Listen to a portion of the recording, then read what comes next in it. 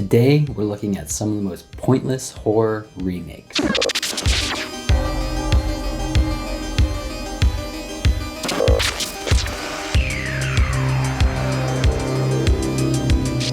Not necessarily the worst remakes, but the weirdest, most baffling, most pointless ones outside of Psycho 98, because everyone already knows about Psycho 98. And if you somehow don't, then there's plenty of other videos about it, so you can watch that. So let's get into the other ones. Number 1, Humanoids from the Deep. The original Humanoids from the Deep came out in 1980, and it is pure schlocky, sleazy, unapologetic B-movie greatness. And I say that in the best way possible. I love Humanoids from the Deep. I think it's one of the best horror movies of the 1980s. It's exactly what you want it to be, and it's a perfect example of the type of horror movies we don't really see much anymore. It's a beloved creature feature for a good reason. And a lot of people don't know that there was a made-for-TV remake of it in 1996, which was executive produced by Roger Corman, who was one of the producers of the original. It aired on Showtime, it had one of the original producers coming back, so you'd think there was some potential to build and expand on what came before. But you'd be wrong. It's not completely neutered when it comes to the gore and nudity and whatnot, but it's pretty tame. The story is a bit different. It adds in a new wrinkle with the army conducting experiments to create soldiers, but overall it's largely the same. So you're left with a watered down version of a perfect B-movie, which makes you say, what the hell is the point?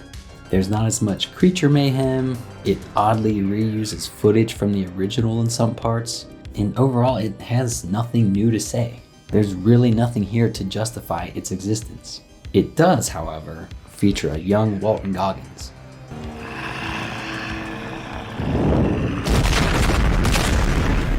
So at least it has something going for it. Number 2, Cabin Fever. Easily the most pointless remake in this video, and one of the most pointless remakes in all of cinematic history. This is essentially a shot-for-shot remake of the 2002 original. Same script, same beats, same structure, just released a mere 14 years later. The original Cabin Fever wasn't old enough or forgotten enough to need a beat-for-beat redo. It's a remake that exists seemingly just to exist. No new take, no new angles, just the same movie again for no clear reason. This reportedly had a budget of $2 million, which is baffling to me. Out of all the things you could spend $2 million on, you choose this? Then you have the goofy post-credits scene where a character is looking at Facebook photos, which are just still frames from the movie, where no character was taking pictures. What was this supposed to lead to? Who knows and who cares? Number 3, Inside. If you weren't around in the mid-2000s, you may not be familiar with the films in the new wave of extreme French horror.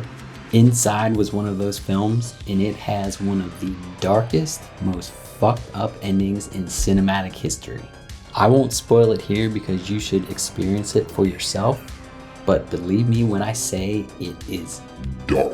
Inside gained a good amount of attention when it came out due to its relentless, graphic, and unflinching home invasion horror, so naturally an American remake was soon in the works.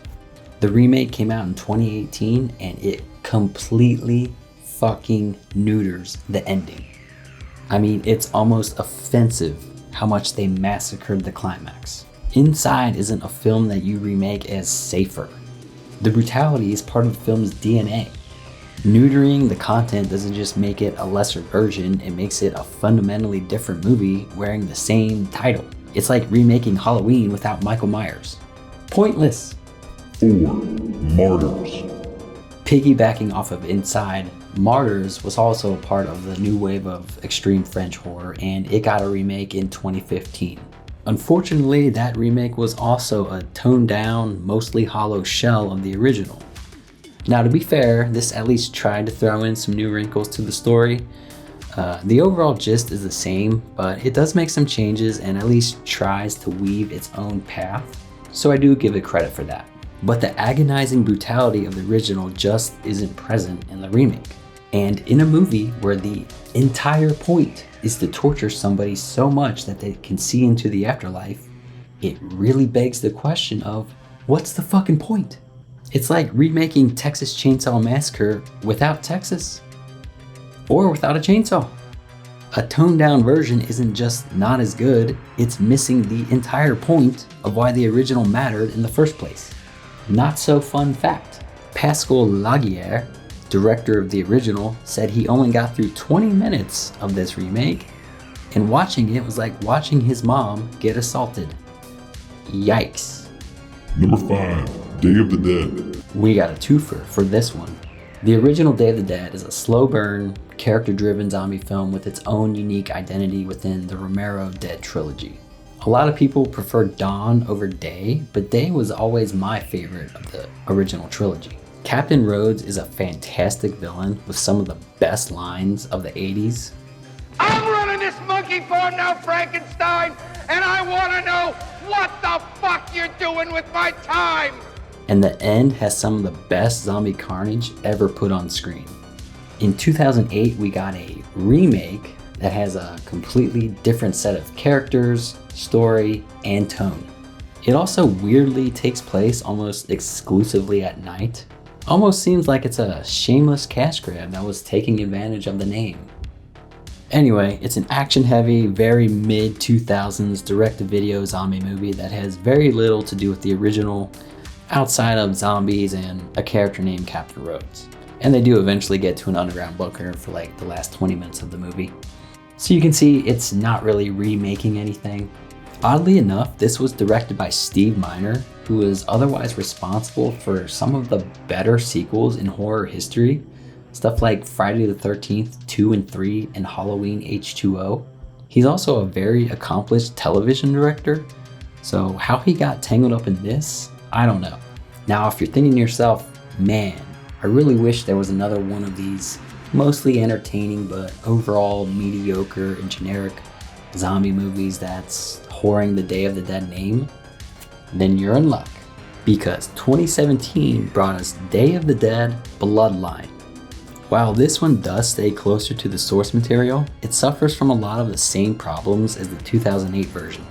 If you take Day of the Dead out of the title, it would just be another generic zombie flick. There's some decent action and gore in both of them, but you'll forget about both as soon as the credits roll. Not so fun fact, there was also an unofficial sequel to the original called Day of the Dead 2 Contagium that came out in 2005. Unsurprisingly, it was also not great. I don't know what it is about Day of the Dead, but y'all just need to stop. Just let it be. So there you have it, 6 of the most pointless horror remakes to ever exist. Drop your own why does this exist in the comments, because this is a topic that I fully intend to come back to.